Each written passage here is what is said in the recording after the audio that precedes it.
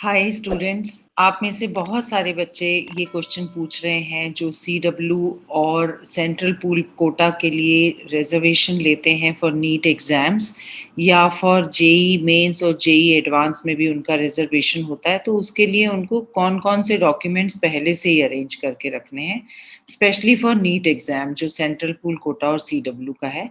तो मैं आपको एक-एक करके सारे डॉक्यूमेंट्स बताती हूँ और ये बताती हूँ साथ में कि वो डॉक्यूमेंट्स आपको कहाँ से लेने हैं, ताकि टाइमली आप उन डिपार्टमेंट्स को और उन ऑफिसेज़ को कॉन्टैक्ट कर सकें और अपने डॉक्यूमेंट्स अरेंज कर सकें बिकॉज़ थोड़ा-सा टाइम लगेगा डॉक्यूमेंट अरेंज करने में।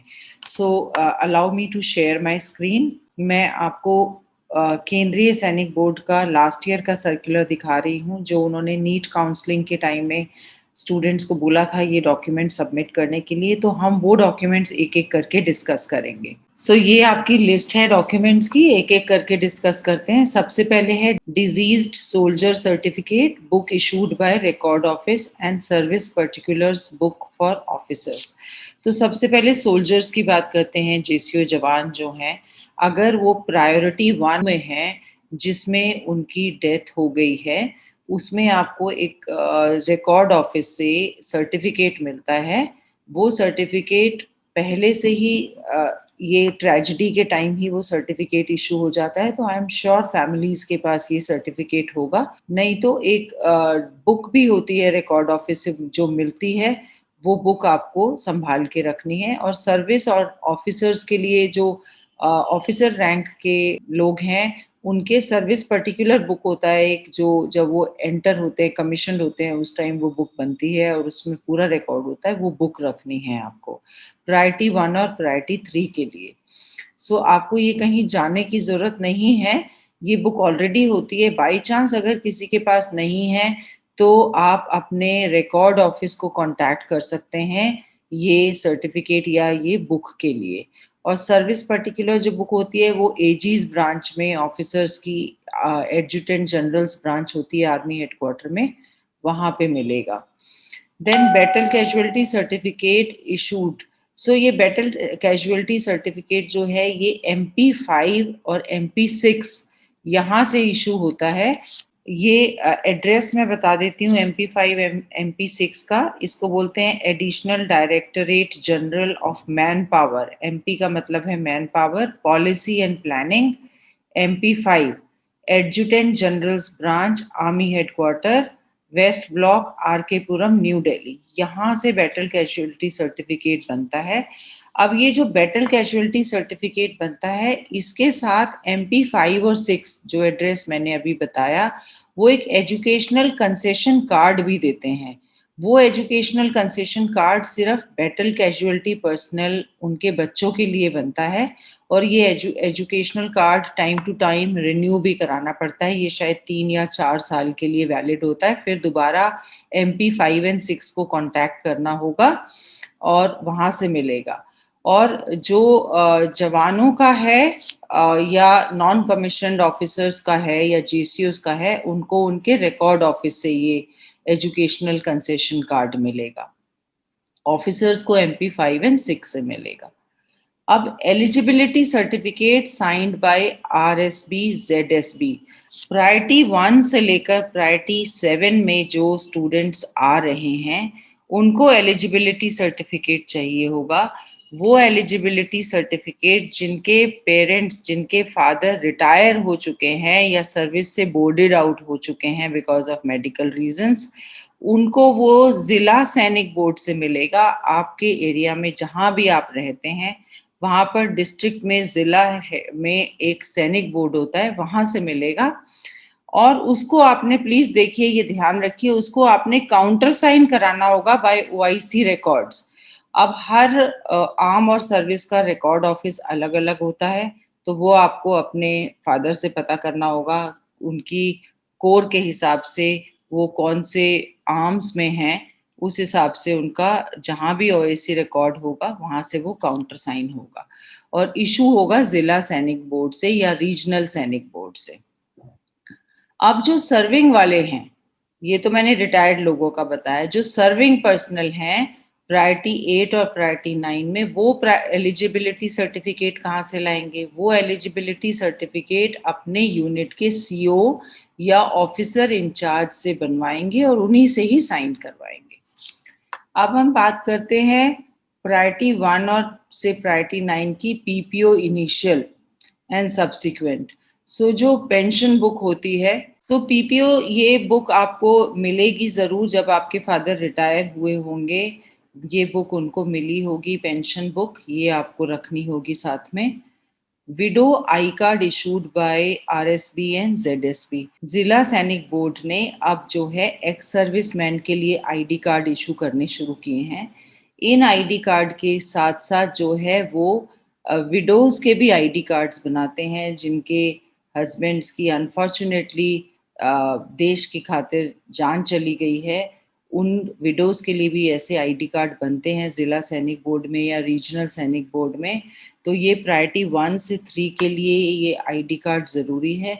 अगर आप इस कैटेगरी में हैं तो अपने एरिया के ज़िला सैनिक बोर्ड या रीजनल सैनिक बोर्ड को आप कांटेक्ट करके बहुत पहले से ही ये अपना आईडी कार्ड बनवा के रखिए।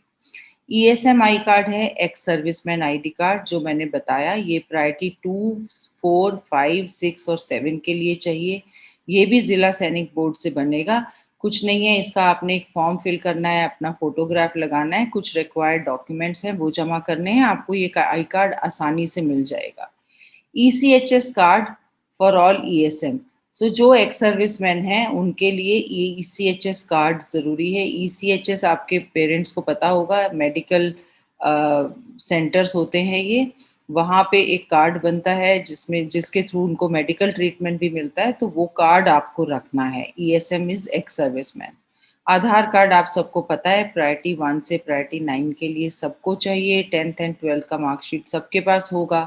इनवैलिडमेंट मेडिकल बोर्ड प्रोसीडिंग्स, ये प्रायोरिटी 2 और प्रायोरिटी 4 के लिए है। जिस वक्त आपके फादर बोर्डेड आउट हुए होंगे सर्विस से, इनवैलिडमेंट मेडिकल बोर्ड लास्ट वोट होता है जो इस टाइम पे किया जाता है, और उसकी एक कॉपी कंसर्न्ड पर्सनल को ज़रूर मिलती है। तो आप वो कॉपी अपने पास रखिएगा, लास्ट मेडिकल बोर्ड प्रोसीडिंग्स की, जिसमें लिखा होगा कि the individual is invalided out of service. और अगर वो नहीं है तो आप उसको फिर रिकॉर्ड ऑफिस से मंगवा सकते हैं, उनके पास एक कॉपी इसकी ज़रूर होगी। Then death certificate of defence personal, ये प्रायोरिटी 3 के लिए है। डेथ सर्टिफिकेट म्यूनिसिपल कॉरपोरेशन से मिलता है, वहाँ पे रजिस्ट्रेशन होता है, वो आपको पता होगा। Then gazette notification along with part 2 order to check category of awards. So ये जो गैजेट नोटिफिकेशन है ये सिर्फ गैलेंट्री अवार्ड्स वाले कैंडिडेट्स के लिए है जो प्रायोरिटी 5 में आते हैं, जिनके फादर्स को गैलेंट्री अवार्ड मिला होगा। हर यूनिट में एक पार्ट 2 ऑर्डर पब्लिश होता है जिसमें यूनिट के सीओ या ओआईसी साइन करते हैं, और ये आर्मी हेडक्वार्टर और सब सर्विस हेडक्वार्टर्स में इसकी कॉपी भेजी जाती है, जिसमें पब्लिश होता है कि इंडिविजुअल को कौन सा अवार्ड मिला है और किस लिए मिला है। तो वो पार्ट 2 ऑर्डर की कॉपी आपने रखनी है, वो आपको आपके फादर के यूनिट से मिल जाएंगे, नहीं तो आपके फादर की पर्सनल फाइल में जो अपने रिकॉर्ड्स रखते होंगे उसमें भी होगी। इसके साथ साथ जो है गवर्नमेंट ऑफ इंडिया का गैजेट नोटिफिकेशन भी पब्लिश होता है जिसमें ये अवार्ड लिखा जाता है। अगर आपके पास नहीं है तो ये ज़रूर आपको ओआईसी रिकॉर्ड, अगर आपके फादर एनसीओ या जेसीओ रैंक में थे तो ओआईसी रिकॉर्ड के पास ये ज़रूर मिल जाएगा, और अगर वो ऑफिसर थे तो adjutant generals aegis branch army headquarter में ये गैजेट नोटिफिकेशन ज़रूर मिल जाएगा। सर्विस सर्टिफिकेट सिर्फ उनके लिए है जो अभी सर्विस में हैं, उनके यूनिट से सीओ या ओआईसी ही उनका सर्विस सर्टिफिकेट साइन कर सकते हैं कि हाँ ये सर्विस में है और इस यूनिट पर और इस रैंक में ये अभी काम कर रहे हैं। CTC copy of sheet roll showing family details along with part 2 order, ये भी सर्विंग पर्सनल के लिए है। देखिए ये आर्मी में या ये डिफेंस में ऐसा प्रैक्टिस है कि जब भी आपका फैमिली में कुछ भी होगा, आपके यहाँ पे बर्थ डेथ हर चीज़ का रिकॉर्ड उसमें रहता है, तो वो रिकॉर्ड को ऑफिशियल तरीके से कैसे पब्लिश किया जाता है उसको पार्ट 2 ऑर्डर बुलाया जाता है। तो आपको पार्ट 2 ऑर्डर का कॉपी रखना है जिसमें आपके पूरे फैमिली डिटेल्स होंगे कि इतने ये इंडिविजुअल है, इनकी ये वाइफ है, इनके इतने बच्चे हैं, उन सबका नाम, डेट ऑफ बर्थ सब कुछ रहता है उस पार्ट 2 ऑर्डर में। और शीट रोल भी आपको वहीं से अपने यूनिट से ही मिलेगा या वो ओआईसी रिकॉर्ड से मिलेगा, तो वहाँ से आपको ये अरेंज करना होगा। सो बेसिकली अगर आप ओवरऑल देखें तो आपको ज़्यादा चिंता करने की ज़रूरत नहीं है। एनसीओज़, जेसीओज़ बेसिकली आपके सारे के सारे डॉक्यूमेंट्स या तो रीजनल सैनिक बोर्ड से मिल जाएँगे, ज़िला सैनिक बोर्ड से मिल जाएँगे या फिर आपको ओआईसी रिकॉर्ड से मिल जाएँगे। ऑफिसर्स के लिए एमपी 5 और 6 से सब कुछ मिल जाएगा, आपको ज़्यादा भाग-दौड़ नहीं करनी। एंड अगर आप सर्विंग हैं अभी, आप एक्स सर्विसमैन नहीं हैं, तो आपको अपने यूनिट के सीओ से और ओआईसी से साइन करा के डॉक्यूमेंट्स देने हैं एंड पार्ट 2 ऑर्डर सबके पास होता है, नहीं है तो वो भी आपको यूनिट से मिल जाएगा। So I hope things are more clear to you now. बच्चे बहुत इस चीज़ को लेके परेशान थे। आई होप इससे आपको काफ़ी रास्ता और काफ़ी डायरेक्शन मिल जाएगी। And keep sharing and keep liking the video for the benefit of other students also.